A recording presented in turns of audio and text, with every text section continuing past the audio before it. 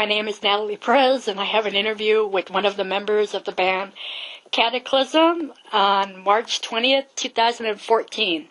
Do you ever see the original lineup of the band to ever get back together, or no? To be quite frankly, I don't see it happening.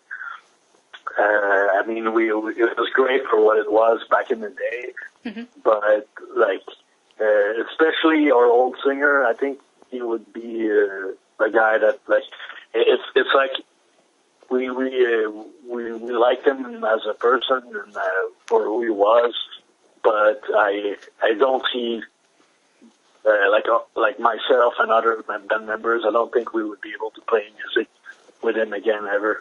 And it was good for what it was back in the day, and there's no hard feeling. And I think Cataclysm now is who we are as of today, and me, Maurizio, Stefan, Max, and now Ali, the new drummer. I think that's what Cataclysm is, and that's what it's gonna die like.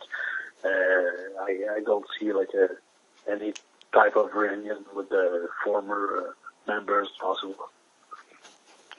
All right, I have to ask, and I'm pretty sure other fans might be curious, because the saying nowadays, oh, well, this band is getting everybody back together, or that band is getting that guy, and this, that, and the other, There's a lot of that also that's going on, I gotta say, because money talks, people will be they're like promoters for festivals, or they'll offer tons of money to see a special reunion at for one night or for a few nights, or record labels want to see old bands get together and put out a record.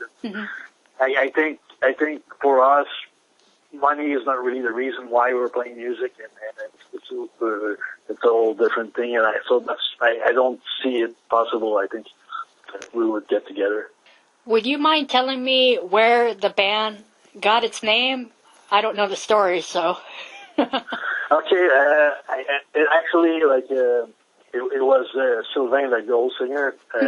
He got the name, but he wanted to call it in Latin. It was called Kataklysmos, which means, in Latin, a great devastation, or an event that changes the world. And we thought it sounded funny, so we switched it back to English for Cataclysm.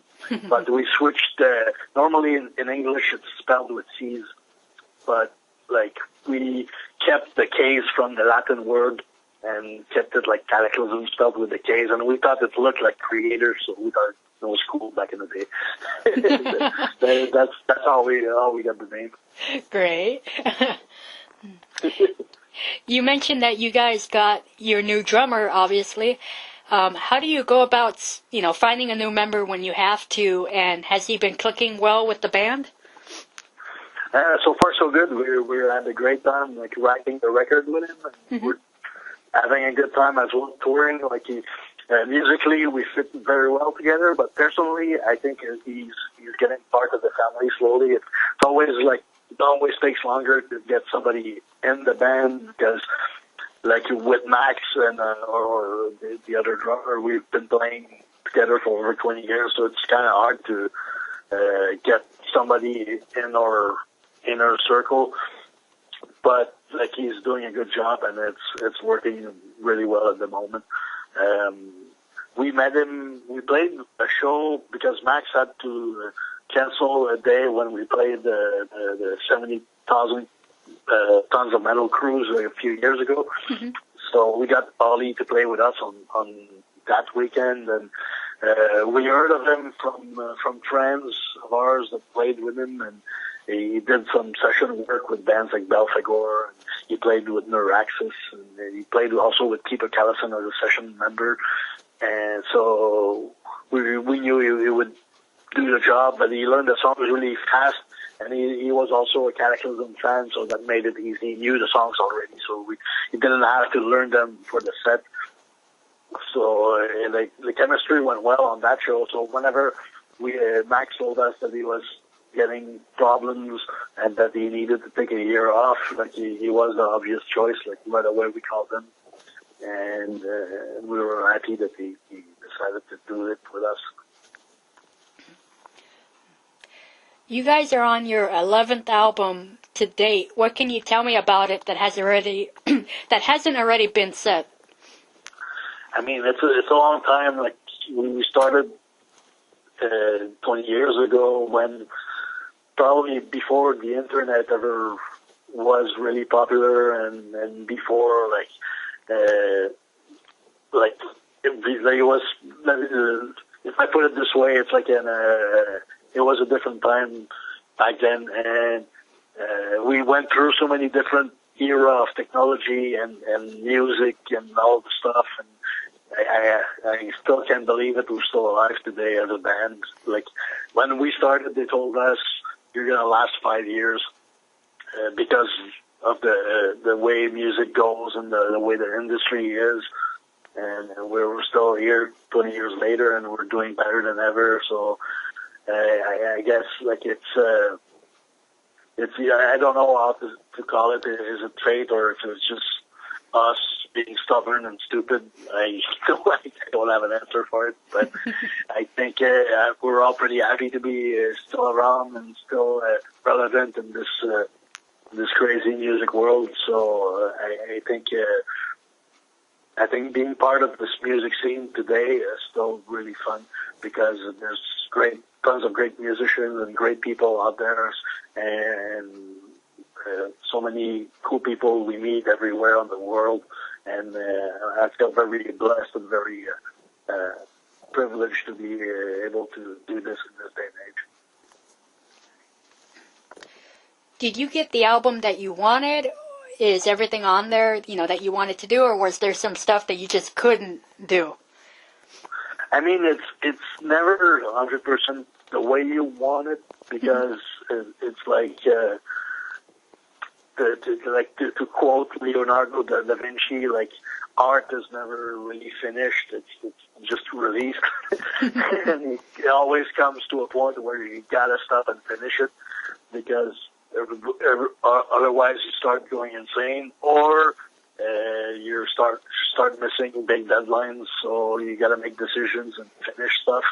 But that said, I'm very happy about it. I think everybody did great in the band. Like everyone gave their 200%, and on the songwriting end, and as well as performance. Like everybody gave themselves very, very hard, and I got to give props to Maurizio. Like I'm really happy and proud of him on the vocals. He worked really hard and he pushed himself beyond his means.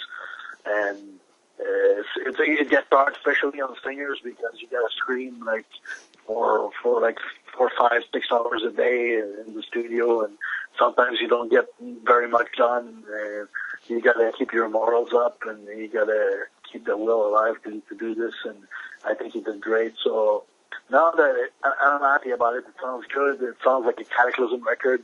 It's what we do at its best, and like sounds like it's a mix of our roots and a mix of like I don't know, ourselves in 2014, and I'm very proud of it. You will be heading out on your own, headlining tour. But it's said that you guys will not have any days off. Why did you not want to have any days off? I don't know. The days off are kind of, when you're on the road, it throws you off because you're like, you get into a zone where you're comfortable, and you have a pattern every day that you do. And when you get the day off, and it kind of throws everything off balance. And I prefer to do it like one shot, and the way to do it on this one, like North America is a very big continent, and we decided that instead of doing it one shot like we usually do, we decided to split it in half this year. So we're gonna do like this first run is mostly like North Canada, West Coast, and a little bit of the Western states and the South, and we're gonna do the other part of the U.S. We're gonna do it on the next run, which is gonna be probably in September, October. So we decided to do it this way, so we can do it straight, one shot, no days off, and at the same time, like when you play it for 3 weeks or 3 or 4 weeks in a row, I think you have energy for all the shows. But if you do like 2 months in a row, I think at a certain point you start getting tired. And I feel the fans and the people coming to the show, they pay good money to see you, and if you're tired and you don't deliver the show you want to, it kind of sucks. So we're trying to do it smarter this year, and I think it's a good way to do it. Why did you guys want to only have you and Aborted be a part of this tour and not anyone else?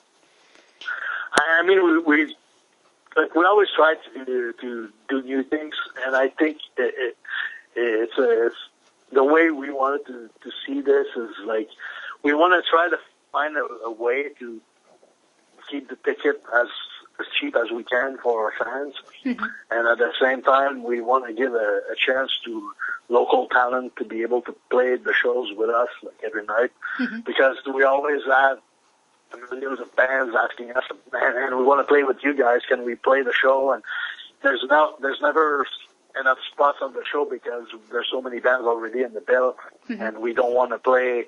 We don't want to play after 10 bands like super late at night. So we want to keep it like 4 or 5, maximum 6 bands on one evening, and that way with only us and Aborted, it gives a chance for 3 or 4 local bands to be able to play the show. And so the promoter in every city, they were really happy about it because they can get their best bands to play the show, and at the same time, it's not like it keeps the cost down because we're not an army of people that you have to feed every city you get there. Like the promoter have to feed like 80 people because there's so many bands on the tour. But now it's only us and Aborted, and basically, and I don't want to get too much into the details, but it keeps the cost low so we can have a low ticket at the door. At the same time, we're helping like all the local talents to get promoted in every city. That was the idea. Huh. Well, that's always good. So it's a try. We'll see if it works or not. If it works good, we're probably gonna do it again in the same way in the future. And if it does not do that great, then we'll probably do it another way. So, well, we like to try new things. What can the fans expect to hear on this tour? More of the new stuff or the old stuff, or nothing? Well, we're very stoked about the new album, so we want to play as much as we can from this new record. But we also have a ton of classic songs that we want to play and that I know all our fans want to hear. So we always try to switch the set list around from a tour to another, so it doesn't get boring for us and it doesn't get boring for the fans to always come back and see the same songs year after year. So we're trying to switch it around, and so it's going to be a good mix of both, like the classics and the newer stuff. And I think there's enough to please people that likes the old and the new on the set list. You guys have released live albums and stuff over the years, but why haven't you released a live CD-DVD combo? When do you think we'll be seeing something like that? We released a documentary that was like probably I think it was 2 years ago. So it's really a DVD. It's a documentary of the whole band's career, and I think it's pretty neat for the fans if you want to see the whole story, because we've been together for 20 years. So it's all on there. You can you see how we started the band all the way to what it is now, and why we chose to do things the way we did at certain times in our career. And it's pretty interesting. It's 5 hours long. It's very long. So mostly people that I know are watching it in section. They'll watch 2 hours one evening, and then they'll watch the rest and then another evening. And it's pretty interesting. I think if you want to check it out, it's called The Iron Will. And then we did some live stuff also in the past. We released a live DVD, I think, in 2006, 2007, something like that. In Germany, we filmed it in a big open air, so it was kind of neat to see to capture that energy of a big show in front of a lot of people. So It's pretty cool. It's called Live in Dagenais, so if you want to check it out, that's one thing we released a while back. It's out on Nuclear Bass Records, so you guys can check it out there. While you guys are, out on the road traveling and stuff, how does the traveling on the road actually work? Like, for instance, do you, and let's say, you guys in a boarded, do you guys follow each other on the road like a train, or do you go your own way? No, we'll meet you guys at the next venue. It depends. Like, every tour is different. We always try to get at least a tour bus for ourselves, because we feel that, like, you always have a choice on how you spend your money and how you decide to travel. And of course, we could take that money and rent a van with a driver and hotel rooms every night. Or you can take all that budget and put it into the tour bus. But you don't get hotel rooms every night, but you get a bed that rolls. And while you're basically traveling as you sleep, so when you wake up, you're in the next city and you feel fresh, and it's like a time warp. You don't even feel that you're traveling because you sleep while you're traveling. And I really like it this way, and I think it's the smarter way to invest your money. And so the way we do it on this tour is we're sharing that bus with the Martins. So we get the front of the bus and they get the back, and we have the beds in the middle. And I think they're really cool guys. We know them for a long time, and we shared buses with them before, so we know they're all right, and that's how we decided to do it. I think the tour bus is what we do with Kataklysm. Some bands prefer to do the van thing, and it's very I can understand why also, because it's nice to have the control of where you're going, to go wherever you want, when you want, and you're not stuck with a schedule. So in that sense, there's a lot of bands that prefer to tours and vans and stuff like that. I think I prefer doing the bus just because we're getting old. We're not getting any younger. It's nice to have your sleep every night. So yeah, it's the smarter option for us. Now, I know you guys are obviously, a metal band, but I've noticed that a few metal bands or rock and roll bands have branched out into the acoustic world. Would you guys ever consider going acoustic? Or would you guys ever do a showcase and play totally acoustic? Do you think the fans would still check you out? That'd be cool. I'm an artist, and I'm all about experimenting. I think some of our materials could actually translate really nicely into acoustic, like the melodies and the guitars and stuff. And you could make some of our songs in like really good acoustic versions. But I don't really see us doing that like live or doing any type of thing like that, because we're a metal band, and that's how we started, and that's how we're gonna die. And I think if we decide to do anything in the acoustic or more orchestral type of direction, it probably is going to be a different project on the side. It's not going to be called Kataklysm, and it's not going to be our songs. I think we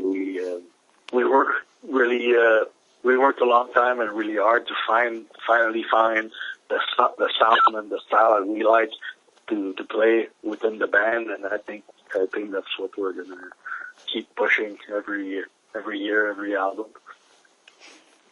All right. Well, I thought I would ask. You never know. I've seen a band play pure acoustic, and yet they were still screaming in between. So I'm like, hey,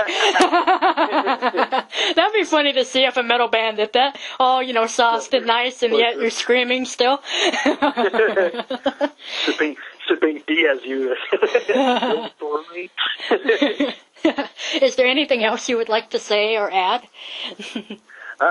Just a big thank you for the support, and thanks for the interview. And for everyone that wants to come and check us out, we will be on the road for the next 3 weeks in North America. And if ever we're not playing Euro City, there's a good chance we might be playing it on the second run of the of the tour, which is going to be in September, October. So check it out, or check our new album. It's called Waiting for the End to Come. It's available in everywhere you can find your metal or online. So check it out, and big cheers to everybody.